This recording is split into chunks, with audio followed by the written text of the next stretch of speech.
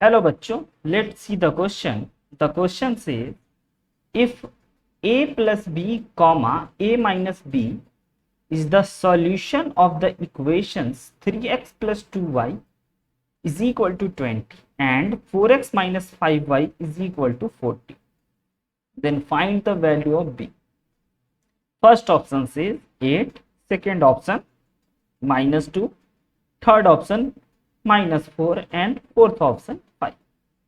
तो बच्चों इस क्वेश्चन को हम लोग सॉल्व करने के लिए जो की कॉन्सेप्ट का यूज करने वाले हैं वह की कॉन्सेप्ट है हमारा solving linear equation two variable, solving linear equation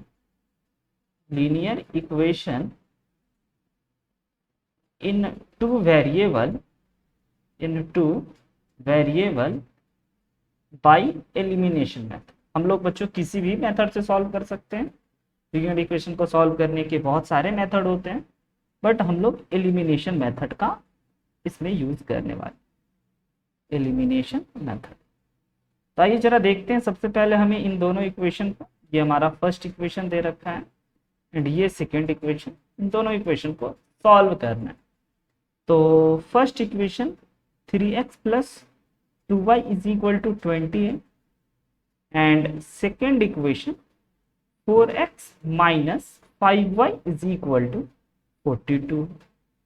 अब हमें क्या करना चाहिए बच्चों, दोनों के कोफिशिएंट को सेम करना चाहिए ताकि वो चीज कट जाए।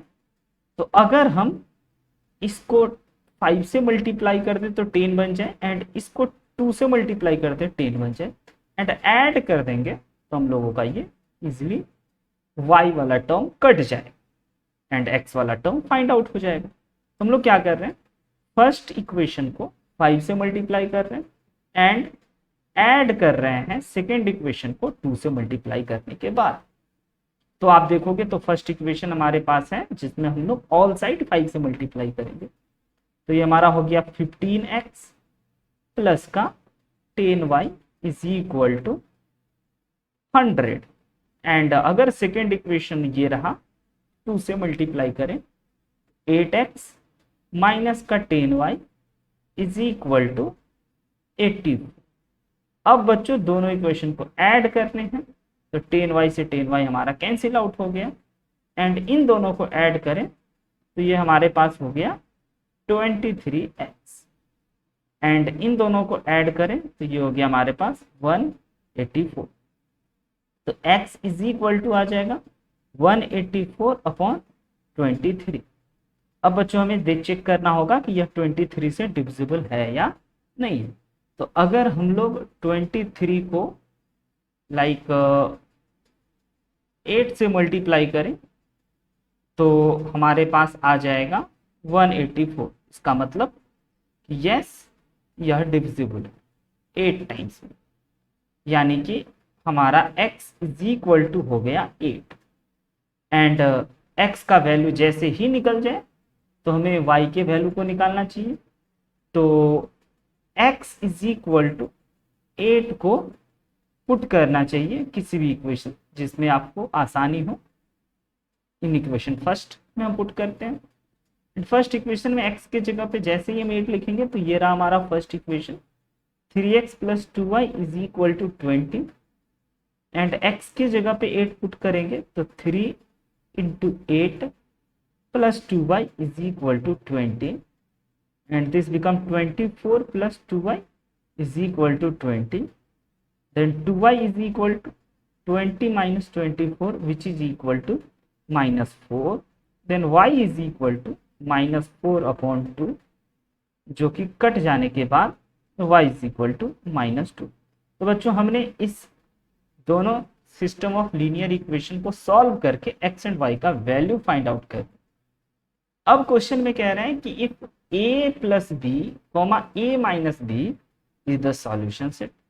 इसका मतलब a plus B and a minus B solution set है जो कि x कॉमा y के इक्विवेलेंट है। तो हम लोग यहाँ पे ये कह सकते हैं कि यह हमारा 8 और -2 के इक्वल, जिससे कि हमें ये पता चलता है कि a plus B is equal to 8 है। This is our third equation and a minus B is equal to -2 है। This is our fourth equation. अब अगर हम इस थर्ड और फोर्थ इक्वेशन को बच्चों सॉल्व करें सेम एलिमिनेशन मेथड से, तो हमें पता चलेगा b का वैल्यू। तो क्यों ना बच्चों हम इन दोनों इक्वेशन को सब्ट्रैक्ट कर दें। अगर हम इन दोनों इक्वेशन को सब्ट्रैक्ट कर देते हैं तो हमारा a से a कैंसिल आउट हो जाता है और यह बन जाता है 2b एंड ये बन जाता है हमारा 10, यानी कि b इज इक्वल टू 10/2 जो कि कट करके आ गया 5, यानी कि b इज इक्वल टू 5। हमें b का वैल्यू निकालना था, यानी कि बच्चों b is the final answer. b is equal to 5 is the final answer. I hope you understood it very well. Thank you.